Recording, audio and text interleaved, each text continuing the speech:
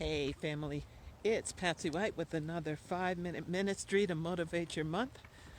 I decided to go ahead and take a walk at the peak of the day where maybe it's 75. It might actually get up to 79 today. Uh, Today I wanted to talk about the subject, who's accusing you?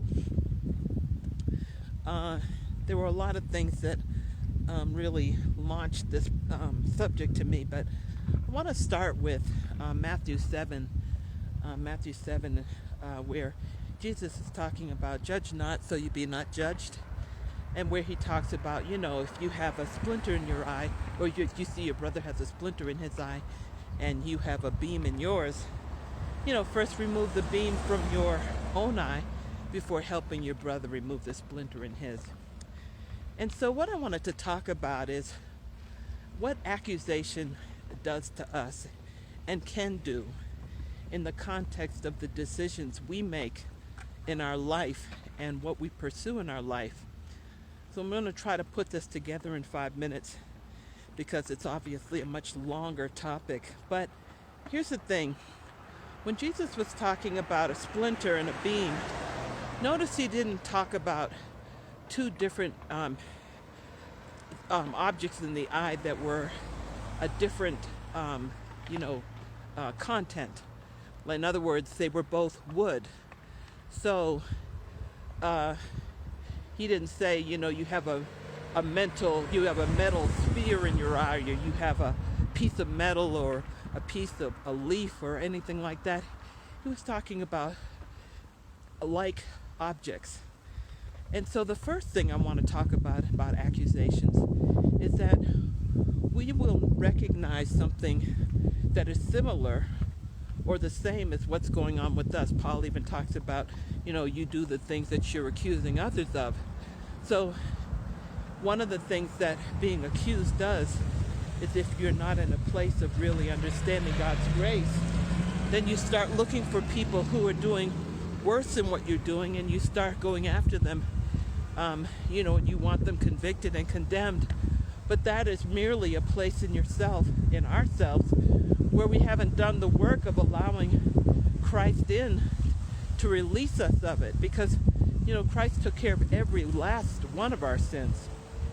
So you'll see it in extremes when it comes to public figures who run after or pursue, like a witch hunt, people who are doing what they actually are doing in private.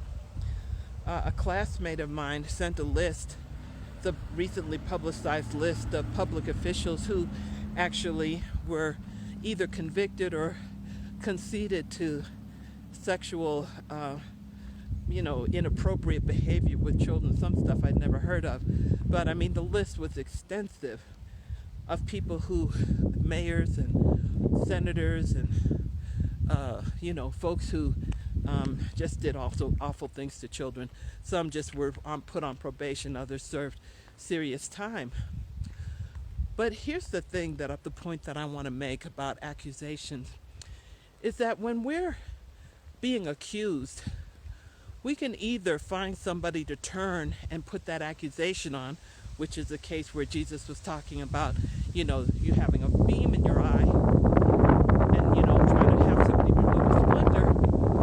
Or another thing it can do is drive you to try to accomplish things to compensate for your issues that you haven't let God touch. So sometimes people are driven to a lot of accomplishments to try to outrun the accusations. And remember, it doesn't have to be accusations from people outside of the person. It's the accusations that are tormenting the person in their heads. So sometimes, people will pursue, the devil drives and God guides.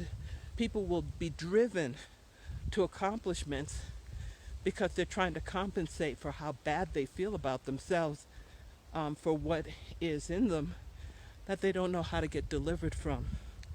And so one of the things that I know when I'm being driven because I feel like, I need to prove something. Well, proving is an inside job, meaning there's nothing we can do to make that place inside go away by trying to get great public opinion. Matthew 6 in the beginning, Jesus talks about, those that pray in public and those who want to be seen. That's basically their reward.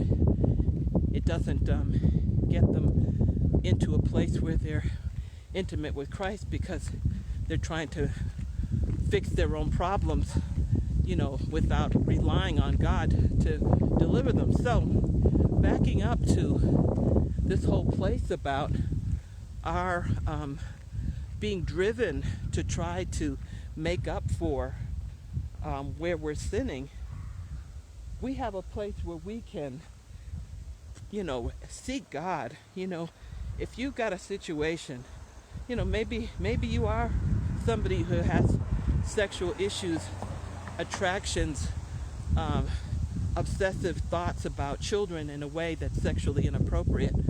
Maybe you're in a situation where you're having obsessive thoughts about food or gambling, the sexual part is really on my mind because of that list. But, all the things that we hide in shame, pornography, the ones that are really the heavy hitters in terms of shame, those are the things that we first have to acknowledge and admit to God that we have a problem. Because when we can start talking to God about it, then we can find a person to start talking about it. Because the thing is, if you have something where it causes you to, bring harm to other individuals, it needs to be interrupted immediately so that more people are not hurt.